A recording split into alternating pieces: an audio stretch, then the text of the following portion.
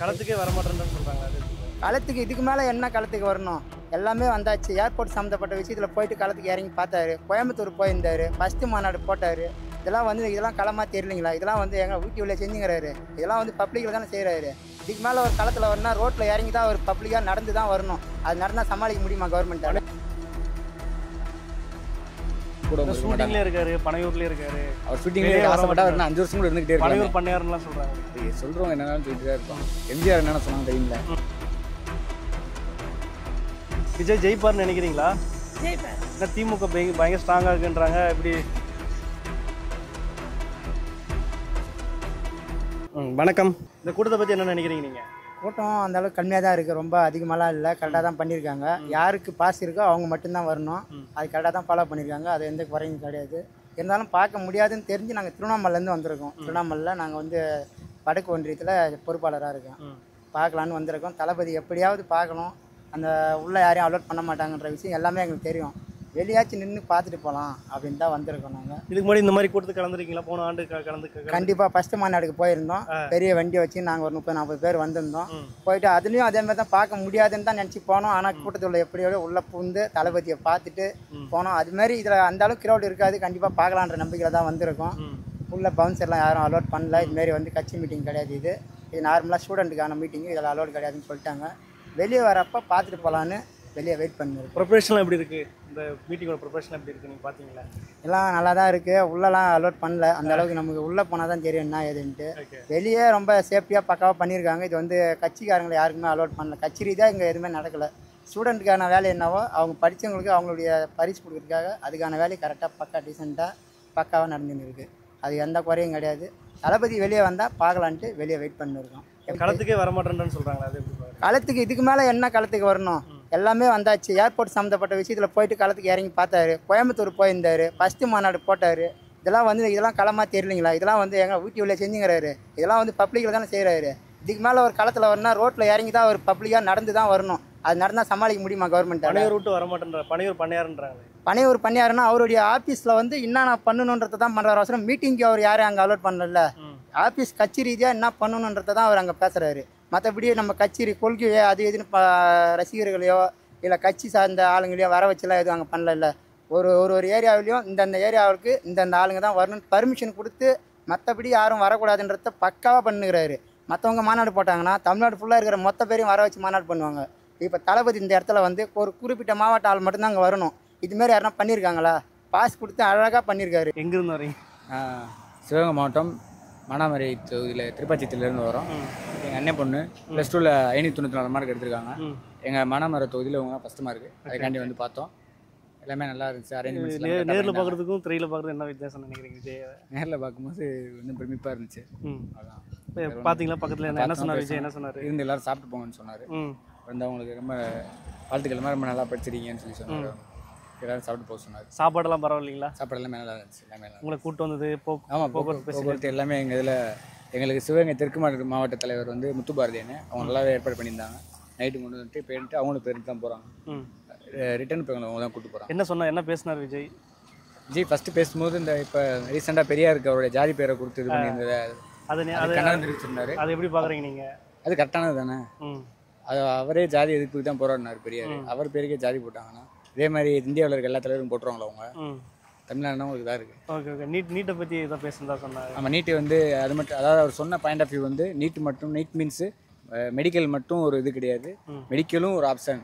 அந்த மெடிக்கல் மட்டுமே இதுதான். நீட்டை கண்டிப்பாக இதே நீங்கள் இது பண்ண வேணாம், மற்றவருக்கு முயற்சி செய்யுங்கன்னு சொன்னார். போன வருஷமே சொல்லியிருந்தார். ஸ்பெஷல் கன்கரண்ட் லிஸ்ட்டில் கொண்டு இதை எஜுகேஷனை வச்சோம்னா தான் இந்த நீட்டுக்கு ஒரு வழி பிறக்குண்டு. அது என்ன யாரும் ஒன்றும் அதை பற்றி செஞ்சது மாதிரி தெரியல. நாளைக்கு ஃபியூச்சரில் ஒரு ஆட்சிக்கு வந்ததுக்கப்புறம் சரி பண்ணிடுவார். உங்கள் ஓட்டு விஜய்க்கு தான்? எங்கள் எல்லாரோட விஜய்க்கு தான். 2026 முதல்வர் ஆயிடுவாடா? ஆயிடுவார். களத்துக்கே வரமாட்டேன்ற மாதிரிலாம் சொல்கிறாங்களே. இல்லையே, அவர் களத்துக்கு வராமல் இருக்கும்போது எவ்வளோ பயப்படுறாங்க. களத்துக்கு வந்தாங்கன்னா பேசுகிற கூட அவங்க ஷூட்டிங்லேயே இருக்காரு, பனையூர்லேயே இருக்காரு. அவர் ஷூட்டிங்லேயே ஆசைப்பட்டா ஒரு 5 வருஷம் கூட இருந்துகிட்டே இருக்காரு. பனையூர் பண்ணையாருலாம் சொல்கிறாங்களே. அது சொல்கிறவங்க என்னென்னு சொல்லிட்டு தான் இருப்பாங்க. எம்ஜிஆர் என்னென்ன சொன்னாங்க தெரியுமில்ல? வேறு பனையூர் நாங்கள் அவர் மலையாளத்துலேருந்து மலையாளின்னு சொன்னாங்க. ஆனால் அவர் இருந்த வரைக்கும் ஒரு கட்சி ஆட்சிக்கு வரவே முடியல. உங்களுக்கு தெரியுமில்ல? திமுக வீழ்த்திடுவார். விஜய் ஜெயிப்பார். நாங்கள் வந்து திமுக வந்து பிரைமரி போஸ்ட்டாக பார்க்கல, நாங்கள் தான் பிரைமரி போஸ்ட்டு. சரிங்களா? அதனால எங்களுக்கு வந்து செகண்டரி போஸ்ட். ஆமாம், அது செகண்டரி போஸ்ட் தான் போட்டி. அது தெரியும் யாருன்னு இனிமேல். 2 வருஷமா விஜய் எப்படி மூவ் பண்றாருன்னு நினைக்கிறீங்க? அவர் கட்சி தொடங்கல இது வரையிலும் இருந்த அரசியலில் என்னுடைய வயசுக்கு நான் பார்த்த அரசியலில் இந்த அரசியல் பக்கா டீசெண்டாக போயின்னு இருக்கு. நான் அது கட்சிக்காகவோ எதிர்வாகன்னு சொல்லலை, பக்கா டீசெண்டாக போயின்னு இருக்கு. யாரும் எந்த ஒரு இதுவும் பண்ணாத, ரீப்ளே வந்து அவரை பற்றி விமர்சனங்கள் தப்பாக எதுவும் சொல்லாத அளவுக்கு பக்காவாக தான் போயின்னு இருக்கு. இது வரையும் டீசெண்டாக பக்காவாக பண்ணுகிறாரு. இதுக்கப்புறமும் கரெக்டாக தான் இருக்கும். அவருடைய ஆட்சி வந்தால் கரெக்டாக இருக்குன்றது இதிலே தெரியுது. அதாவது ஆட்சிக்கு வந்து செய்ய வேண்டியவங்களுடைய வேலையை இவர் ஆட்சிக்கு வராமலே செஞ்சுன்னு இருக்காரு. இது சுயநலம் இருக்கான்றது வந்து மக்களுக்கு தெரியும். என் பேர் எம் ஸ்ரீஹரணி. நான் சிவகங்கை மாவட்டத்துலேருந்து வரேன். நான் 12th வந்து 597 மார்க் வாங்கியிருந்தேன். நான் செகண்ட் டைம் பார்க்க வரும். 10th படிக்கிற ஒரு ஃபர்ஸ்ட் டைம் பார்த்தோம், இப்போ செகண்ட் டைம் பார்க்க வரும். 10th படிக்கும் போது நீங்கள் பார்த்தோம். State level district level first எடுத்தீங்க. ஆமாம். இப்போ ஸ்டேட் லெவலில் 3ஆம் மார்க். ஓகே, விஜய் என்ன சொன்னார்? கங்க்ராச்சுலேஷன் சொன்னாங்க. மீட்டிங் அரேஞ்ச்மெண்ட்லாம் எப்படி இருந்துச்சு? மீட்டிங் அது ரொம்ப நல்லா இருந்துச்சு. எங்களை அங்கேருந்து கூப்பிட்டு வந்தாங்க பஸ்ஸில். திரும்ப சாப்பாடுலாம் இது பண்ணாங்க, திரும்ப கூட்டிகிட்டு போகிறாங்க. இவங்க விஜய் சார் பர்சனலாக வந்து சாப்பாடுலாம் அவர் அரேஞ்ச் பண்ணி கொடுத்துருக்கு. நல்லா இருந்துச்சு. சாப்பாடுலாம் நல்லா இருந்துச்சு. எல்லாம் எந்த குறையுமே இல்லை. சரி, ஓகே. போன வருஷம் இந்த வருஷம் என்ன டிஃப்ரெண்ட்? நீங்கள் போன முறை வந்தப்போ ரொம்ப ஸ்பிட் பண்ணதுனால இப்போ குறைச்சிட்டாங்க, மாவட்டத்தில் பிரிச்சுட்டாங்க. உங்களுக்கு கூட்டு வர்றது கூட்டு போகிறது அதெல்லாம் அந்த பாதுகாப்பெல்லாம் பரவாயில்ல? அதெல்லாம் எந்த குறையுமே இல்லை, நல்லா இருந்துச்சு. ஓகே, சந்தோஷமாக ஹேப்பியாக வந்து சாரை பாட்டு போகிறோம். என்ன பேசினார் விஜய்? என்கிட்ட என்ன பேசினா பாப்பா இல்லை 2026 கண்டிப்பாக எதிர்பார்க்கலாம்னு நினைக்கிறோம். கண்டிப்பாக வின் பண்ணுவாருங்களா? கண்டிப்பாக வின் பண்ணுவாங்க. அரசு களத்துக்கே வர மாட்டாங்க. மக்கள் ஆதரவு ரொம்ப அதிகமாக இருக்கு. அவர் இங்கே மட்டும் தான் ஆதரவு தெரிவிக்கிறதா சொல்கிறாங்க. இல்லை அப்படிலாம் சொல்ல முடியாது. நாங்கள் பஸ்ஸில் வரோம் இல்லையா, பஸ்ஸில் வந்தப்போ பார்த்தா எந்த அளவுக்கு அவரோட ரீச்லாம் இருக்குன்னு நான் கண்கூட பார்த்துருக்கேன். நடந்த மீட்டிங்லேயே தெரிஞ்சிருக்கும் அவருக்கு எவ்வளோ பவர் இருக்குன்னு. நீட்டை குறித்து ஏதோ சொன்னாருங்க, என்ன சொன்னார்? நீட்டு வந்து கொஞ்சம் அது மட்டும் இல்லை, நீட்டு மட்டும் இல்லை, கண்டிப்பாக டாக்டர் படிக்க வச்சிருப்பேன். அப்படி சொல்ல நீட்டு மட்டும் ஒரு லட்சியம் கிடையாது. அதையும் தாண்டி நிறைய படிப்புகள்லாம் இருக்குது, நிறையா டிபார்ட்மெண்ட் இருக்குது, அதில் நம்ம கவனம் செலுத்தணும்னு சொல்லியிருக்காரு. அங்கே போனதே எனக்கு தெரியல, அப்படியே ஒரு மாதிரி ட்ரீமில் இருக்க மாதிரி இருந்தது. டக்குனு போனோம், அண்ணா வந்து கங்க்ராட் சொன்னார். அதுக்கப்புறம் அப்படியே இதுக்கு முன்னாடி விஜய் பாப்பீங்கன்னு எதிர்பார்த்தீங்களா? இது ஃபர்ஸ்ட் டைம் அப்படியே மாதிரி ட்ரீமாக இருந்த மாதிரி வரைக்கும் நம்பவே முடியல. அப்படி பார்த்துட்டு வந்தது. படத்தில் பார்த்ததுக்கும் நேரில் பார்க்குறது என்ன வித்தியாசமாக இருக்காரு? அப்படியே தான் படத்தில் பார்க்குற மாதிரியா இருக்காரா? படத்தில் ரொம்ப சாஃப்டாக ஹேண்டில் பண்ணுறாரு. ஓகே, அவரோட ஸ்மைல் வந்து அப்படியே பீஸ்ஃபுல்லாக இருக்குது பார்க்கவே. ரொம்ப இதுவாக இல்லாமல் எல்லாருக்கிட்டையும் அவரே பேசுகிறாரு. என்ன பேசினாரு? என்ன உங்களுக்கு எல்லாம் கங்க்ராச்சுலேஷன் சொன்னார். அதுக்கப்புறம் நல்லா படிக்கணும் அப்படின்னு சொல்லிட்டு. இல்லை வேறு ஏதாவது நீட்டை பற்றியெல்லாம் சொன்னாங்க? நீட்டு வந்து அண்ணா வந்து தலைவராக ஆகிட்டா நீட்டு கிடையவே கிடையாது அப்படின்ற மாதிரி தான் பேசுகிறாங்க.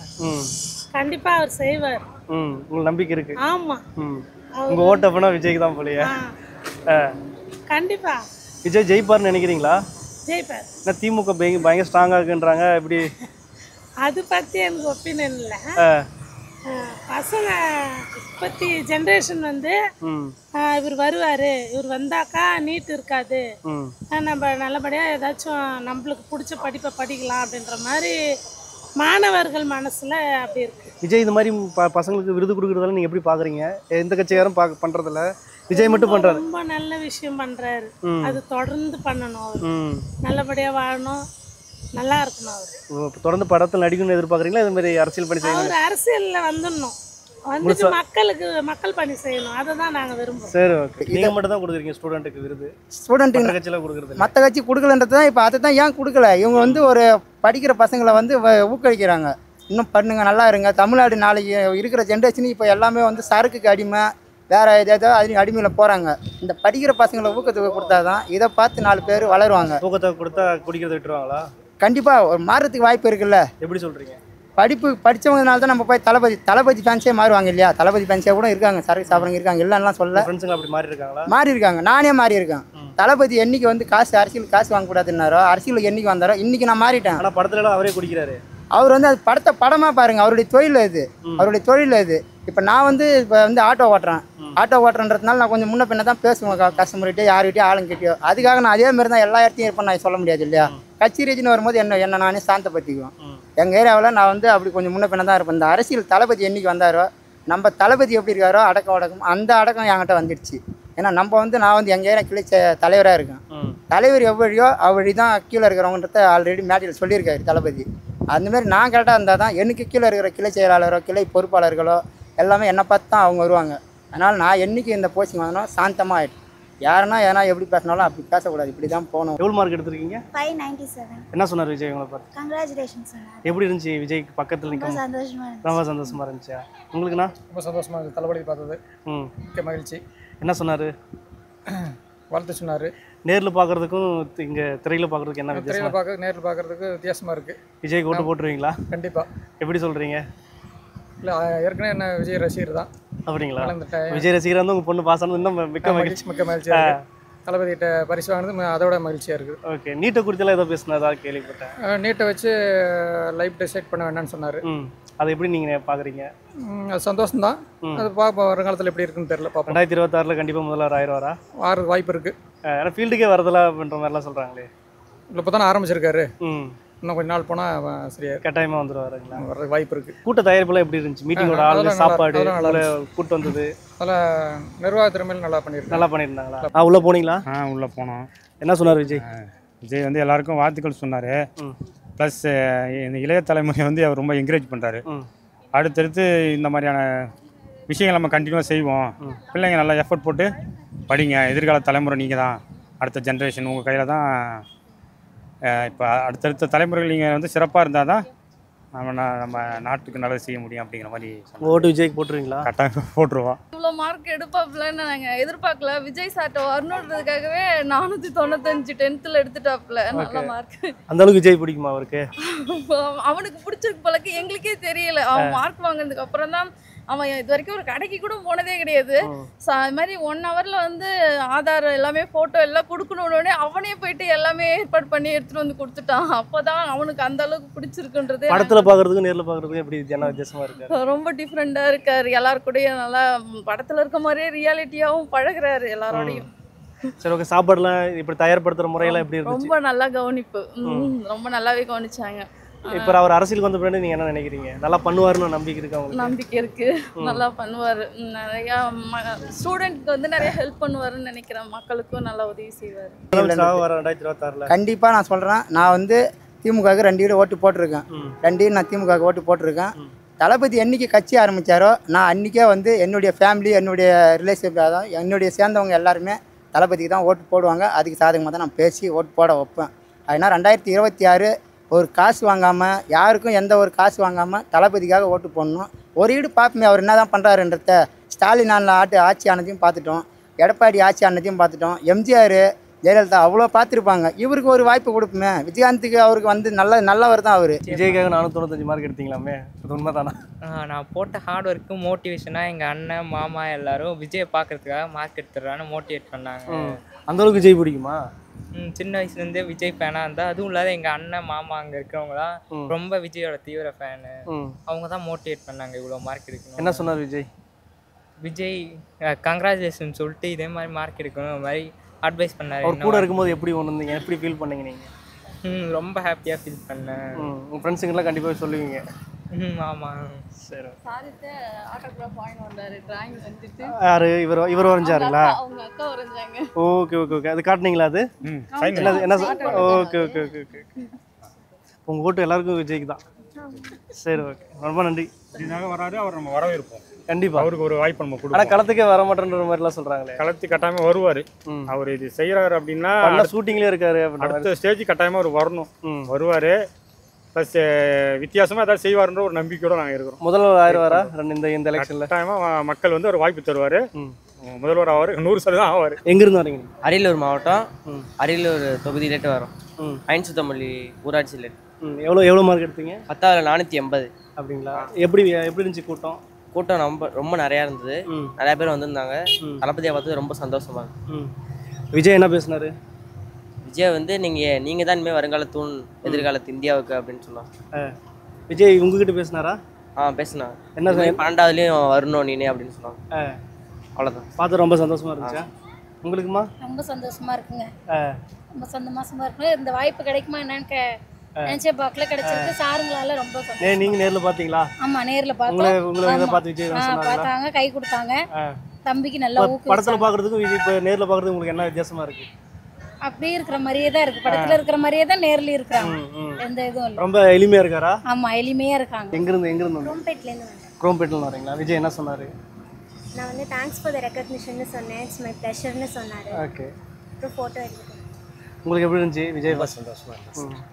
இப்போ படத்தில் பார்க்குறதுக்கும் நேரில் பார்க்குறதுக்கு விஜய்க்கு என்ன வித்தியாசம்? அதே மாதிரி தான் அதே மாதிரி தான். இது நிறைய அரசியல் பேசுனதாகவும் சொல்கிறாங்க. இல்லை, இப்போ இன்னைக்கெல்லாம் எதுவும் பேசல.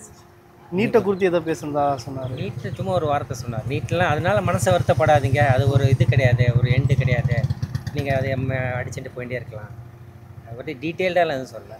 நீட்னால இப்போ நிறைய பேர் இதெல்லாம் சூசைட்லாம் பண்ணுறாங்க. அதெல்லாம் ஒரு பெரிய இதுவே கிடையாது. நீங்கள் அதை தாண்டி போயிட்டே இருங்க, அடிச்சுட்டு போயிட்டே இருங்க. நிறைய இருக்குது லைஃப்னால் நீட் மட்டும்தான் கிடையாது, நிறைய நீங்கள் அதை தாண்டி போகலாம்.